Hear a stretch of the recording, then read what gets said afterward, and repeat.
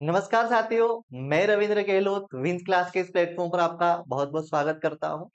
आज का जो हमारा लेक्चर है, आज के इस लेक्चर में हम जो है सारे यानी पूरे चैप्टर जो है यूनिट 10 जो है आपकी केमिस्ट्री में 10 यूनिट है, उन सब 10 यूनिट के कुछ और मोस्ट इंपोर्टेंट एमसीक्यू देखने वाले हैं।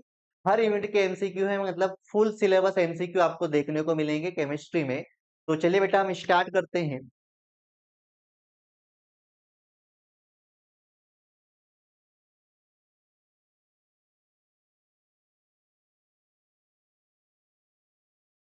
सबसे पहले हाँ, क्या है हमारा केमिस्ट्री फुल सिलेबस एमसीक्यू, मतलब इसमें पूरे सिलेबस के 10 यूनिट जो है आपके 10 यूनिट के आपको एमसीक्यू इसमें देखने को मिलेंगे।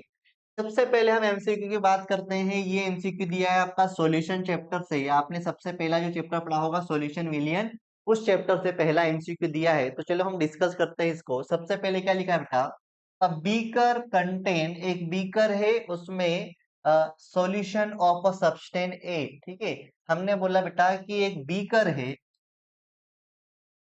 उस बीकर में क्या भरा हुआ है, उस बीकर में एक सब्सटेंस भरा हुआ है, वो है सब्सटेंस ए। मतलब एक बीकर है, उस बीकर में हम बोल देंगे सर ये बीकर जैसा हमने बना दिया कंटेनर। इस बीकर में सॉल्यूशन भरा हुआ है। सॉल्यूशन किसका है, सब्सटेंस ए का। तो वो बोल रहा है a beaker contain a solution of a substance A. Precipitation of substance A take place when small amount of A is added to the solution.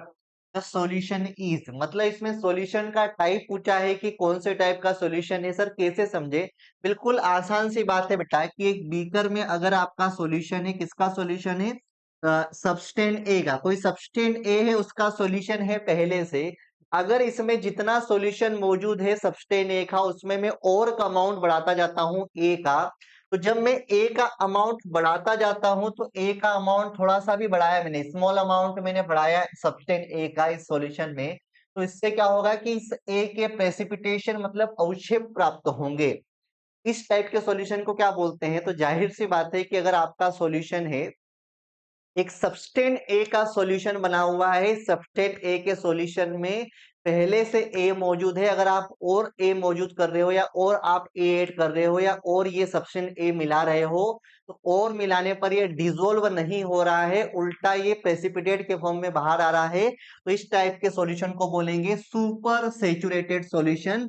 मतलब ये सॉल्यूशन जो है सुपर सेचुरेटेड है, यानी इसमें जितनी क्वांटिटी में हमको ए मिलाना था, सबटेन ए मिला था, उससे ज्यादा हम मिला चुके हैं। इसलिए हम थोड़ा भी अमाउंट में ए मिलाते हैं तो उसके बाद ये प्रेसिपिटेट के फॉर्म में बाहर आ जाता है, तो ये सॉल्यूशन सुपर सेचुरेटेड कहलाएगा। इसी तरह हिंदी में भी समझ लेते हैं। एक बीकर में पदार्थ ए का घोल है। जब घोल में ए की थोड़ी मात्रा डाली जाती है तो पदार्थ ए का अवक्षेपण होता है या पदार्थ ए का अवक्षेप प्राप्त होता है। तो जाहिर सी बात है एक बीकर में पहले से पदार्थ ए, कोई पदार्थ ए है, उसका नाम नहीं दिया है, अपन ने ए भी बोला है, मतलब तो हम बोल सकते हैं कि एक विलियन में पदार्थ ए मिला हुआ है या पदार्थ ए का बना हुआ एक घोल है। जब इसमें हम और मात्रा में पदार्थ ए मिलाएंगे तो और मात्रा में पदार्थ ए मिलाने पर ये जो पदार्थ ए है ये घुलने के बजाय अवक्षेप के रूप में प्राप्त होता है, तो इस प्रकार का विलयन कहलाता है अति संतृप्त। अति संतृप्त का मतलब ये है कि हम और ज्यादा मात्रा में अब ए को नहीं मिला सकते हैं, ए को जितना मिलाना था उतना वो मिल चुका है, अब और मात्रा में वो नहीं घुल सकता है। तो आप बोल दोगे ये कौन सी कंडीशन हो गई बेटा, अति संतृप्त वाली कंडीशन हो गई, सुपर सेचुरेटेड हो गई। आगे हम बढ़े अगले प्रश्न की तरफ। An unripe mango placed in a concentrated salt solution to prepare pickle shrivels because, यानी आपने बोला सर कि एक हमने बिना पैक करा हुआ, जैसे मान लो आपके पास एक सॉल्यूशन है, वो सॉल्यूशन कैसा बोला इसने, कंसंट्रेटेड बोला, मतलब ये सॉल्यूशन जो है कंसंट्रेटेड, हाई कंसंट्रेशन इसका, इसका कंसंट्रेशन ज्यादा है, उच्च सांद्रता वाला एक विलयन है।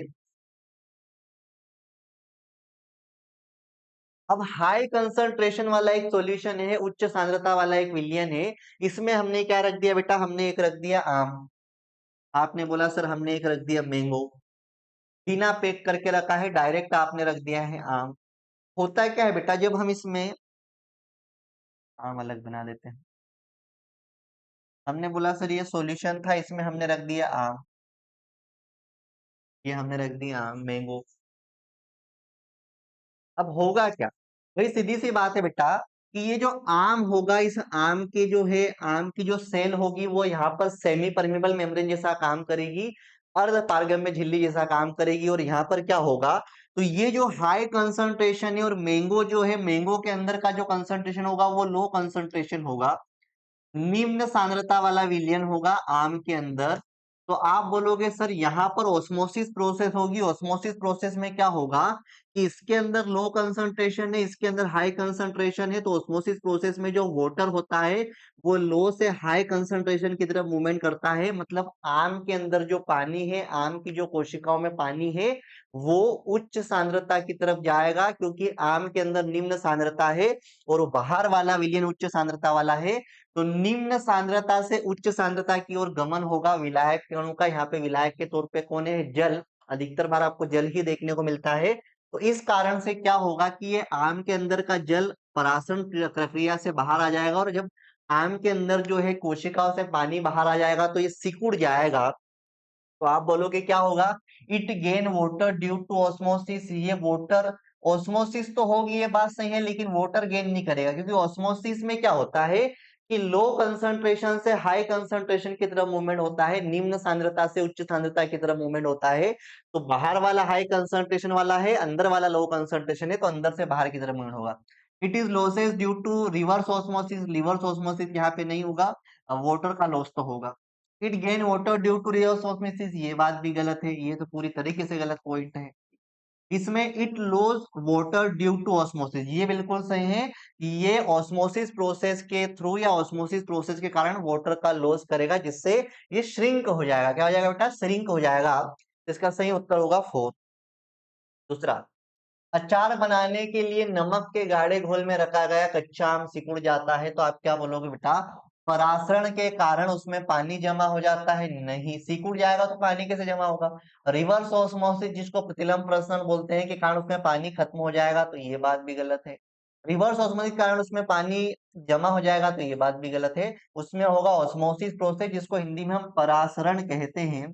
तो परासरण के कारण उसमें पानी खत्म हो जाता है या पानी बाहर निकल जाता है, जिससे वो सिकुड़ जाता है। ये इसका सही उत्तर होगा। तो ऑप्शन 4 इज राइट आंसर। आगे बढ़े बेटा हम। द ये आपके दो क्वेश्चन सॉल्यूशन चैप्टर के थे, सॉल्यूशन वाले चैप्टर के थे, विलियन वाले थे।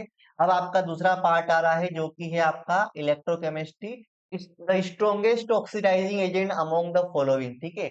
यानी पूछा है प्रबल आक्सीकारक कौन है, इनमें से प्रबल आक्सीकारक कौन है। ऑप्शन दिए हैं, इनमें से प्रबल आक्सीकारक पूछा है, तो आप बोलोगे सर यहाँ पर Ag पॉजिटिव और copper 2 positive, Fe2 positive, Pb2 positive है। तो इसमें जो प्रबल आक्सीकारक होगा वो होगा आपका Ag पॉजिटिव, मतलब सिल्वर आयन जो होगा वो इनके कंपेयर में स्ट्रॉन्गेस्ट ऑक्साइड होगा, प्रबल आक्सीकारक होगा। यह बात ध्यान रखिए। ये इलेक्ट्रोकेमिस्ट्री विद्युत रसायन चैप्टर का है। आगे हम बढ़े। वही पूछा है among the following the weakest reducing agent. Weakest reducing agent पूछा है, मतलब फिर वही पूछा है एक तरह से कि स्ट्रॉन्ग ऑक्सीडाइजिंग एजेंट पूछा है। पूछने का तरीका डिफरेंट था, तो आप बोलोगे यहाँ पर होगा सर कॉपर। यहाँ पर क्या होगा? कॉपर। यहाँ पर पूछने का तरीका डिफरेंट ये होगा कि दुर्बल पूछा है और पूछा है अपचायक। दुर्बल अपचायक कौन होगा इनमें से, तो आप बोलोगे कॉपर पॉजिटिव होगा। ये बात आप ध्यान रखें,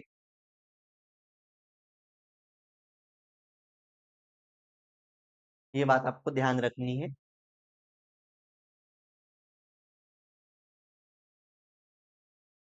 चलिए आगे बढ़ते हैं। अगला क्वेश्चन, ये दो क्वेश्चन जो थे वो इलेक्ट्रोकेमिस्ट्री के थे, विद्युत रसायन के थे, स्ट्रॉन्गेस्ट ऑक्सीडाइजिंग एजेंट के कंपेयर में। कुछ ऐसे क्वेश्चन जो पहले हमने नहीं करे थे वो वाले हम कर रहे हैं। अब हम आते हैं केमिकल काइनेटिक्स वाले चैप्टर से, रासायनिक बलगति के वाला जो चैप्टर है आपका, उस चैप्टर के कुछ एमसीक्यू दिए हुए हैं। तो पहला लिखा है rate low for the reaction A plus 2b से c is found be it found to be rate low is equal to k a or m if the concentration of reactant b is double keeping the concentration of a constant, the value of rate constant will be the value of क्या हुआ अभिक्रिया दी हुई है, अभिक्रिया के लिए वेग नियम इस प्रकार पाया जाता है कि दर बराबर के और ए बी, यदि अभिकारक बी की सांद्रता ए की सांद्रता इस रखते हुए दोगुनी कर दी जाए तो वेग स्थिरांक का मान क्या होगा। बिल्कुल सिंपल सी बात है। देखो यहाँ पे समझो आप, यहाँ पर पहले मैं एक बार रिएक्शन लिखता हूं। क्या दिया है, ए प्लस बी से बन रहा है सी, और बी का जो अमाउंट है वो कितना है बेटा, 2। अब यहाँ पर आपको समझना ये है बेटा कि ये तो उसकी इक्वेशन है, और इस इक्वेशन के साथ उसका रेट लो दिया है, तो इसका रेट लो उसने खुद बना के दिया है। दर समीकरण जो होता है, दर नियम जो होता है, जिसको आप वेग नियम कहते हो या फिर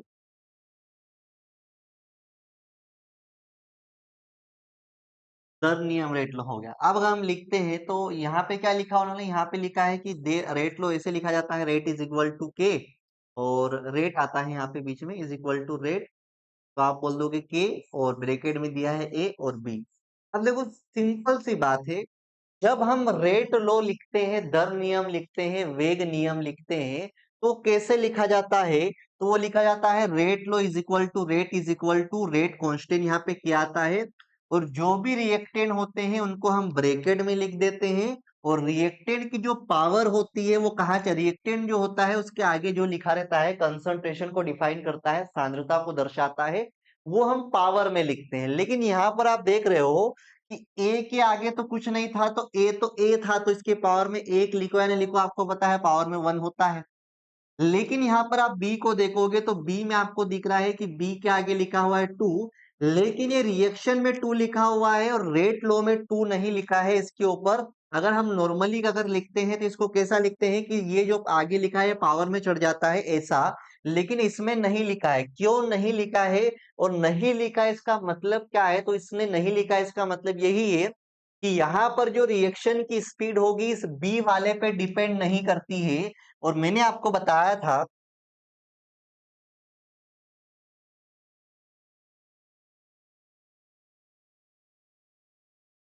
मैंने आपको बताया था कि अगर ये इसका दो मतलब 2b है, मतलब आपने बोला है बी के 2 मॉलिक्यूल है, तो बी के 2 मॉलिक्यूल से इसको फर्क नहीं पड़ता है। इसलिए आप यहाँ पे क्या लिख रहे हो, यहाँ पे सिर्फ नॉर्मल बी लिख रहे हो, बी के पावर में कुछ नहीं लिख रहे हो, मतलब बी का अमाउंट बढ़ाने से रेट कांस्टेंट पर कोई फर्क नहीं पड़ेगा। तो अब ये बोल रहा है कि अगर हम बी की वैल्यू बढ़ाते हैं, यदि अभिकारक बी की सांद्रता ए की सांद्रता स्थिर वक्त दुगनी कर दे, मतलब बी का अमाउंट हम 2 टाइम्स बढ़ा दे, ए का अमाउंट फिक्स रखे। यहाँ पर ये बोल रहा है कि the concentration of reactant B is double keeping the concentration of A constant, मतलब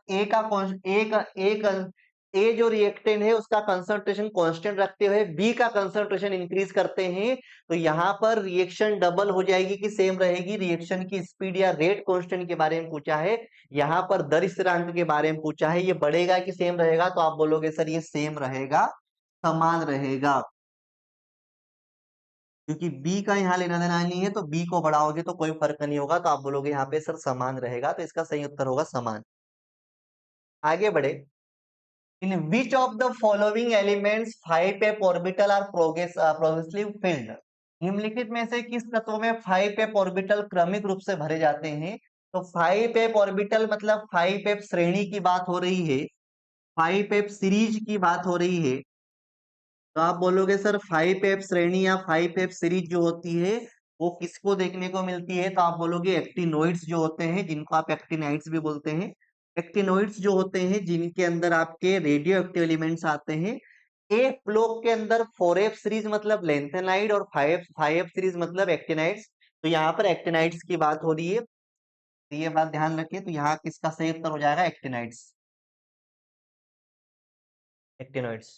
क्लियर इतनी बात।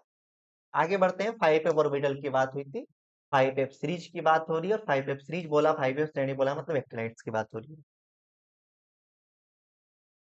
The element of second row of transition elements beneath titanium in periodic table, आवर्त सारणी में आप टाइटेनियम के नीचे संक्रमण तत्व की दूसरी पंक्ति का तत्व कौन सा है, तो जब आप पहली पंक्ति देखते हो तो स्कैंडियम होता है, ठीक है, स्कैंडियम, टाइटेनियम, वेनेडियम, ये होता है, ये पहली सीरीज है। अगर आप दूसरी सीरीज देखते हो बेटा, तो यहाँ पर आपको दूसरी सीरीज में इसके नीचे तो देखने को मिलता है आपको इट्रिबियम, और यहाँ होता है जिरकोनियम। ठीक है, यहाँ पे कौन सा होता है देखो, ये यहाँ पे क्लियर ही हो जाएगा। स्कैंडियम पहली सीरीज का एलिमेंट है, कॉपर भी पहली सीरीज का है, जिंक भी पहली सीरीज का है।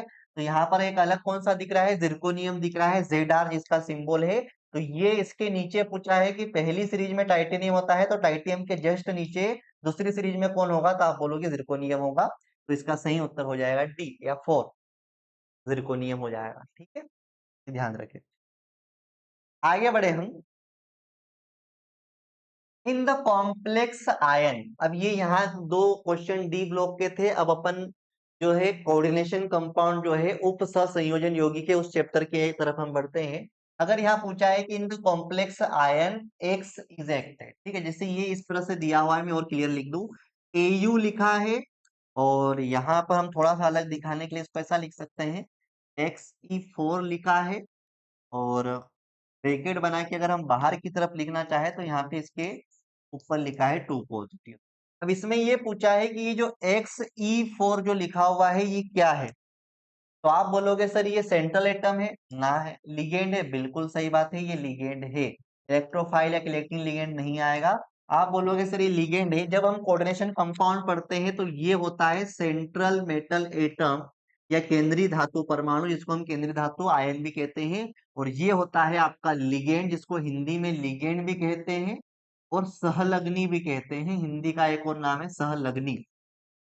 तो आप बोलोगे लिगेंड या सहलग्नी, तो XE4 जो होता है यहाँ पर किसके जैसा काम कर रहा है बेटा, लिगेंड जैसा काम कर रहा है, सहलग्नी जैसा काम कर रहा है। तो सही उत्तर क्या हो जाएगा बेटा, सही उत्तर हो जाएगा आपका 2।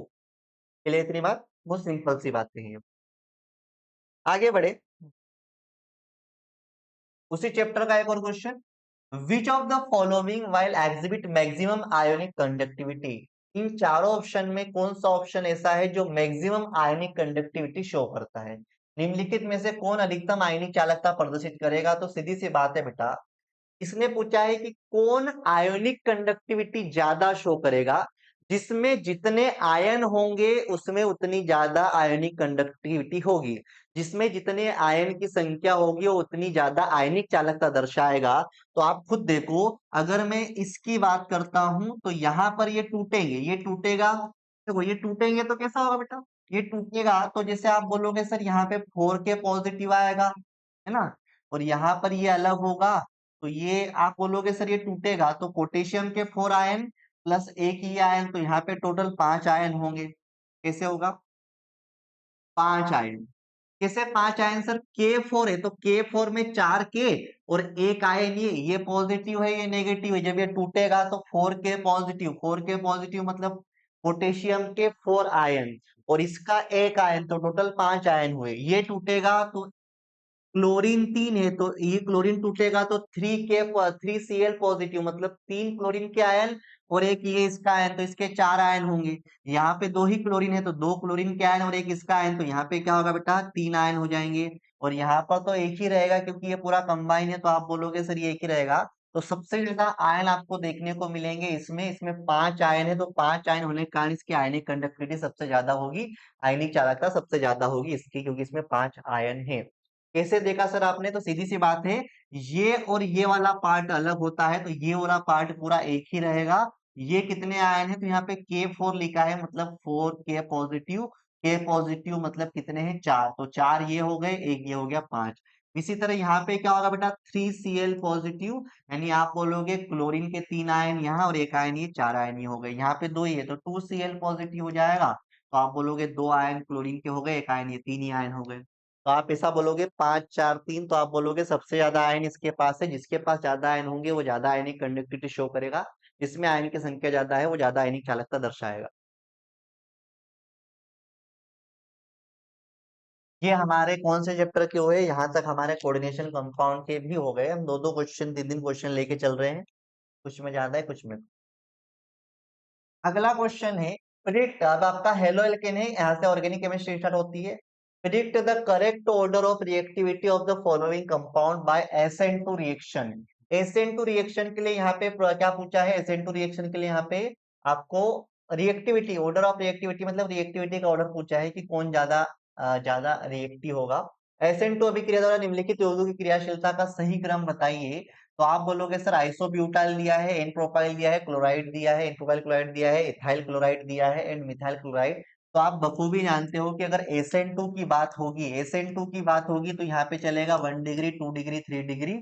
और अगर SN1 होता है तो 3 to 1 चलता है। तो अगर आप देखोगे तो सबसे पहले, अच्छा इसमें 1 डिग्री से पहले भी आप बोल दोगे सर मिथाइल क्लोराइड या मिथाइल जो भी है RX आ जाएगा। तो यहाँ पर मिथाइल आयोडाइड जो होगा वो सबसे ज्यादा रिएक्टिविटी शो करेगा, फिर ये 1 डिग्री वाला, फिर ये वाला, फिर ये वाला। तो आप बोलोगे सर, आप बोलोगे यहाँ पर 1 डिग्री, यहाँ पर 2 डिग्री और यहाँ पर 3 डिग्री। आप बोलोगे यहाँ पर 3 डिग्री और ये आपका नॉर्मल हो जाएगा। तो 1 डिग्री, 2 डिग्री, 3 डिग्री कहाँ देखने को मिल रहा है? फोर्थ ऑप्शन में देखने को मिल रहा है। तो यही सही उत्तर होगा, क्योंकि 1 2 3 के पहले नॉर्मल ये जो है आपका RX जो होगा, एक सिंपल वाला एल्किल हैलाइड जो होगा वो होगा। बाकी ये सीक्वेंस याद रखना 1 to 3 डिग्री, और SN1 होता तो 3 to 1 होता, ये बात ध्यान रखिए। तो सही उत्तर उसका हो जाएगा 4। आगे बढ़े हम। इथाइलिडीन या इथाइल, हाँ, ethylidene chloride is an, ethylidene chloride क्या है? एथिलिडीन क्लोराइड एक है। तो आप बोलोगे वीक क्लोराइड है, जेम डाइहेलाइड है, या एलाइल हैलाइड है, विनाइलिक हैलाइड है। तो आप बोलोगे सर ये होता है जेम डाइहेलाइड। इसका सही उत्तर होगा जेम डाइहेलाइड। ये इस टाइप के क्वेश्चन हमने पहले नहीं करे थे, आज हम कर लेते हैं। तो जेम डाइहेलाइड इसका सही उत्तर होगा। आगे बढ़ते हैं हम। CH3CH2OH दिया है, can be converted into aldehyde. ठीक है, अब ये बोल रहा है बेटा कि जो आपका एल्कोहल है उसको एल्डिहाइड में कन्वर्ट करना है।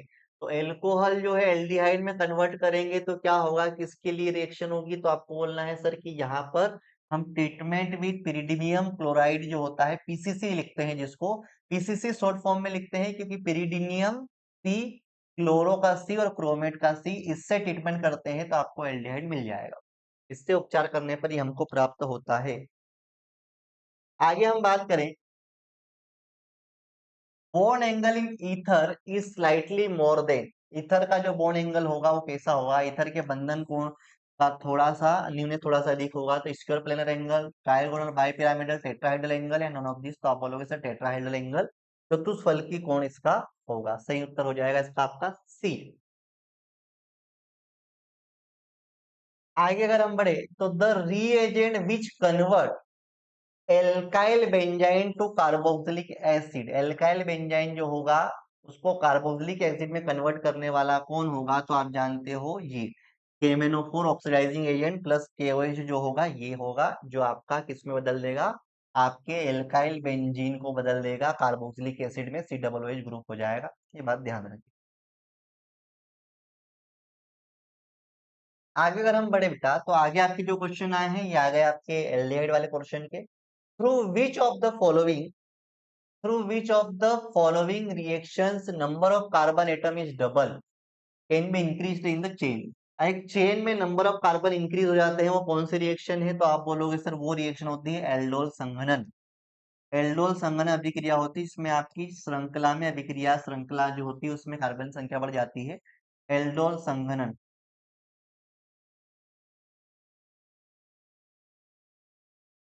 तो यहाँ पे वही दिया, निम्नलिखित में से किस अभिक्रिया के माध्यम से श्रृंखला में कार्बन परमाणुओं की संख्या बढ़ाई जा सकती है? तो आप बोलोगे एल्डोल संघनन में ऐसा देखने को मिलता है। आगे अगर हम बात करें तो क्या दिया है? Tollen test is performed by it to detective the presence of. Tollen test जो होता है, टोलेन परीक्षण जिसमें टोलेन रिएजेंट यूज होता है, इसको हम बोलते हैं अमोनिकल सिल्वर नाइट्रेट।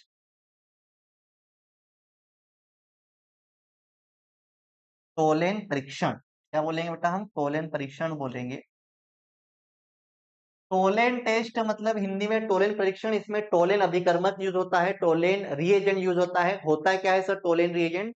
तो याद रखना अमोनिकल सिल्वर नाइट्रेट को टोलेन रिएजेंट बोलते हैं, अमोनिकल सिल्वर नाइट्रेट। अमोनिया में सिल्वर नाइट्रेट को हम टोलेन अभिकर्मक बोलते हैं, जो टोलेन परीक्षण में इस्तेमाल होता है। और इससे हमको ये पता चलता है कि एल्डिहाइड है या कीटोन है। कीटोन ये टेस्ट नहीं देते हैं तो जो ये टेस्ट नहीं देगा वो कीटोन हो जाएगा। एल्डिहाइड ये टेस्ट देते हैं तो पता चल जाएगा कि एल्डिहाइड कौन है, कीटोन कौन है। तो एल्डिहाइड के लिए पॉजिटिव होता है, ये बात ध्यान रखना है, ठीक है।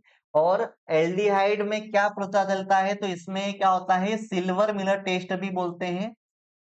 सिल्वर मिरर टेस्ट देते हैं क्योंकि ये सिल्वर कलर का जो है प्रेसिपिटेट फॉर्म करता है, सिल्वर कलर का एक प्रेसिपिटेट, या फिर हम बोल सकते हैं सिल्वर मिरर मतलब एक तरह से जिस टेस्ट ट्यूब में होगा वहां पर सिल्वर कलर की एक दीवार बन जाएगी, वॉल बन जाएगी, इसलिए इसको सिल्वर मिरर टेस्ट भी कहा जाता है। इससे पता चल जाएगा कि वो एल्डिहाइड है।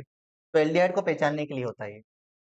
Anilines aniline does no undergo, aniline जो होता है निम्नलिखित में कौन सी प्रक्रिया नहीं होगा? एनिलीन कौन होता है बेटा? आप ये बखूबी जानते हो, ये एनिलीन होता है ना? ये आपका एमाइन चैप्टर वाले चैप्टर का है। इसको एनिलीन बोलते हैं। इसमें कौन सी चीज नहीं होती है? तो इसमें नाइट्रेशन होता है, ब्रोमिनेशन होता है, सल्फोनेशन होता है, लेकिन फिडल क्राफ्टसाइलेशन नहीं होता है क्योंकि ये CH3COOH जो ग्रुप होता है वो नहीं होता है। ये वाला इसमें प्रोसेस नहीं होगी, ये वाले से रिएक्शन नहीं करेगा, एक बात ध्यान रखना है आपको, क्योंकि ये पॉजिटिव पार्ट होने के कारण ये नहीं जुड़ पाएगा यहाँ पर। तो आप बोलोगे इसमें फ्रीडल क्रॉप अभिक्रिया नहीं होगी। डज नॉट बोला था, मतलब कौन सी नहीं होगी? फ्रीडल क्रॉप एल्काइलेशन नहीं होगी। एनिलीन में फ्रीडल क्रॉप अभिक्रिया या एल्काइलेशन अभिक्रिया नहीं होती है क्योंकि ये ऋणात्मक भाग नहीं है, धनात्मक भाग है। और इनमें बाकी सब ऋणात्मक भाग होते हैं, नाइट्रेशन में नाइट्रो, ब्रोमिनेशन में ब्रोमीन, सल्फोनेशन में सल्फो ग्रुप। ठीक है, तो ये बात ध्यान रखिए, धनात्मक भाव होने के कारण नहीं जुड़ पाएगा। आगे बढ़े हम। Aliphatic and aromatic primary amines on the heating, primary amines की बात हो रही है।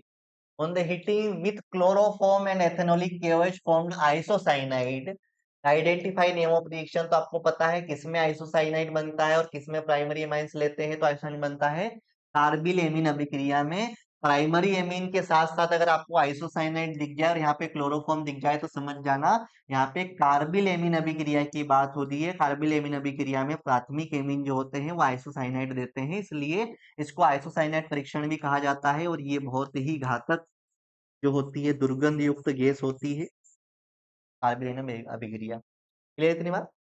ये उत्तर से हो जाए। भोपाल गैस ट्रेजेडी में यही आइसोसाइनाइड मिथाइल आइसोसाइनाइड गैस का रिसाव हुआ था, इसको MIC बोलते हैं, मिथाइल आइसोसाइनाइड।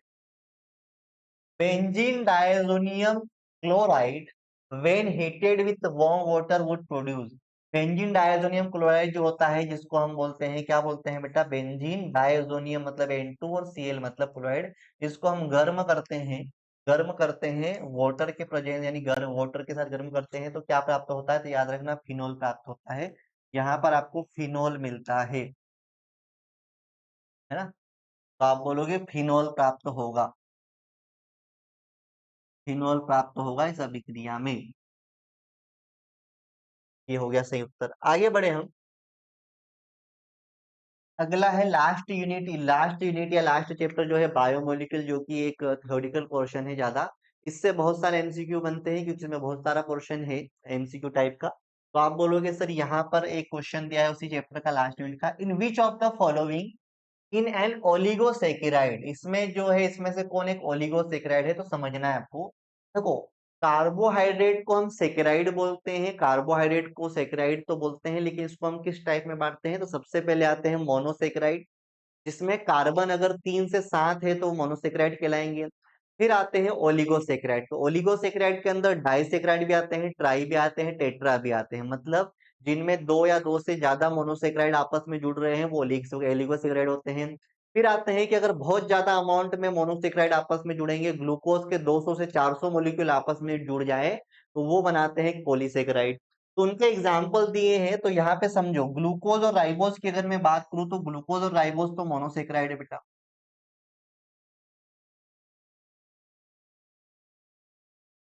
ग्लूकोज और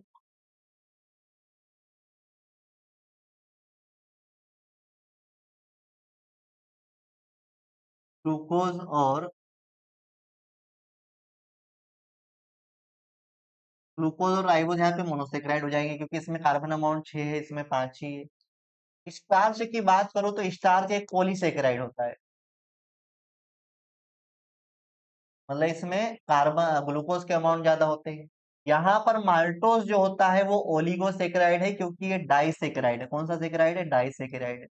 तो डाइसेकेराइड ओलिगोसेकेराइड के अंदर ही आता है। तो आप बोलोगे डाइसेकेराइड ओलिगोसेकेराइड के अंदर ही आता है, तो माल्टोज यहाँ सही उत्तर होगा क्योंकि माल्टोज ही यहाँ पे ओलिगोसेकेराइड के अंदर आएगा, क्योंकि ये मोनोसेकेराइड है, पॉलीसेकेराइड है, ये भी बता दिया मैंने। तो सही उत्तर हो जाएगा डी या 4। आगे बढ़े। Which of the following acid is a vitamin, इसमें से कौन सा एसिड है जो विटामिन है? तो आप बोलोगे सर हमको पता है एस्पार्टिक एसिड नहीं होता है, एस्पार्टिक एसिड नहीं है, एडिपिक एसिड नहीं है, सैकरिक एसिड नहीं है।